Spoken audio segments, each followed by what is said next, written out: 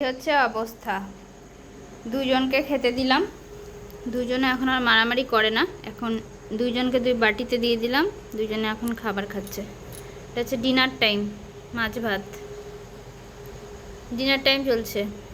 আর এই যে পুটু, এটা হচ্ছে কিটি। পুটু কিন্তু আমাদের বাড়িতে থাকে না, ও আসে, খাওয়া দাওয়া করে, ঘুমায়, আবার চলে যাবে। আর কিটিকে আমরা পেয়েছি এই 7 দিন হলো, এখনও অনেক ছোট।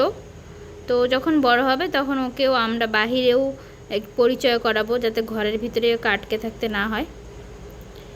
আর পুটু তো বাইরেই থাকে, ওর 2টা মা আছে, ওর মায়ের কাছে যায়, খাওয়া দাওয়া করে, আবার এখানে আসে, আবার আমাদের এখানে হয়ে গেলে ও চলে যায়।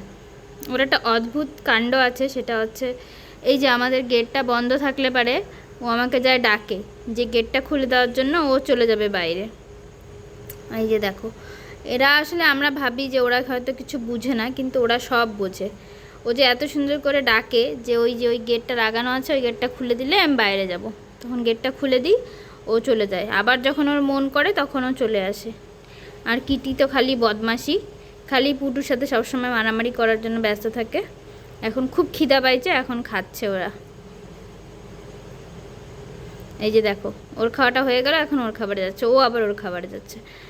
মারামারি করে না, কিন্তু কিটি সবসময় পুটুকে বিরক্ত করে, তো এই জন্য পুটু অনেক সময় থাপ্পড় মারে। এই হচ্ছে অবস্থা।